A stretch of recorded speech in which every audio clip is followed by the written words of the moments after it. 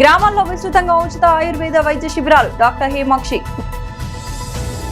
నగరం మండలంలోని పలు గ్రామాల్లో ఉచిత ఆయుర్వేద వైద్య శిబిరాలు నిర్వహిస్తున్నట్లు బూర్జా ప్రభుత్వ ఆయుర్వేద వైద్యశాల వైద్యాధికారి డాక్టర్ టి హేమాక్షి వెల్లడించారు. ఈ మేరకు పాపమ్మ వలస గ్రామంలో శనివారం ఆయుర్వేద వైద్య శిబిరాన్ని నిర్వహించారు. శిబిరంలో డాక్టర్ హేమాక్షి పలువురికి ఆరోగ్య తనిఖీలు నిర్వహించారు. ముఖ్యంగా వాత వ్యాధులు, దగ్గు, పడిశము, అస్తమా, జీర్ణకోశ సమస్యలు, మలబద్ధకం, చర్మ సంబంధిత సమస్యలకు పరీక్షించి ఆయుర్వేద మందులు అందజేశారు. అలాగే మందులు వినియోగించే విధానాన్ని వివరించారు. అనంతరం డాక్టర్ హేమాక్షి మాట్లాడుతూ మండలంలో వివిధ గ్రామాల్లో ఆయుర్వేద వైద్య శిబిరాలు నిర్వహిస్తున్నామని ప్రజలు సద్వినియోగం చేసుకోవాలని కోరారు. బూర్జా ప్రభుత్వ ఆయుర్వేద వైద్యశాలలో మందులు అందుబాటులో ఉన్నాయన్నారు. ఆయుర్వేద వైద్యం ప్రయోజనాలపై గ్రామస్తులకు అవగాహన కల్పించారు. ఈ కార్యక్రమంలో ఆయుష్ స్టాఫ్, పద్మ, వైద్య సిబ్బంది తదితరులు పాల్గొన్నారు.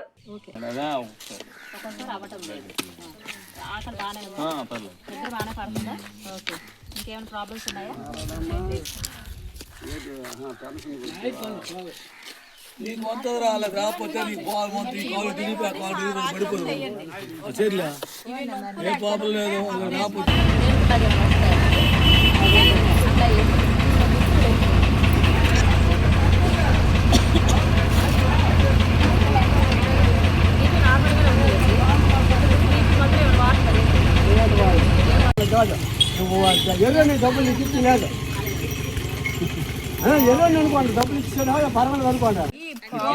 పౌడర్ గోరువెచ్చని నీటిలోను ఉదయము ఆ సాయంత్రము తాగు. ఇది కప్పుడు మందులు 2 కప్పులు నీరు కలిపి రాత్రి పడుకున్న ముందు తాగు. ఈరోజు పాపమ్మ వలస గ్రామంలో ఆయుర్వేద వైద్య శిబిరం నిర్వహించడం జరిగింది. బూర్జా ఆయుర్వేద వైద్యశాల డాక్టర్ టి హేమాక్షి మాట్లాడుతున్నాను.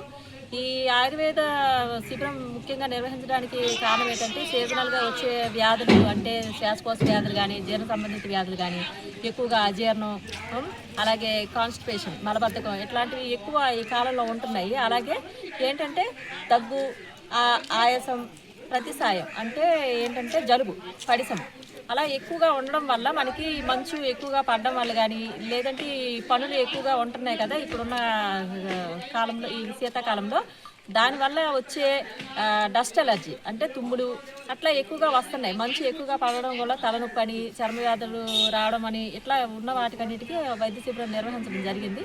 ఈ వైద్య శిబిరంలో చాలా వరకు మందులు విరివిగా వాడుతున్నారు. అలాగే మనకి ఏంటంటే ఇంతకుముందు కూడా వైద్య శిబిరాలు చాలా నిర్వహించడం జరిగింది. కానీ ఇక్కడ నుంచి మా ఆయుష్ ఉన్నతాధికారుల ఆదేశానుసారము సూచనల మేరకు మేము విస్తృతంగా ఇంకా మరిన్ని వైద్య శిబిరాలు నిర్వహించాలని అనుకుంటున్నాము. సో ఏంటంటే దీనికి సహాయ సహకారాలు అందించాలి.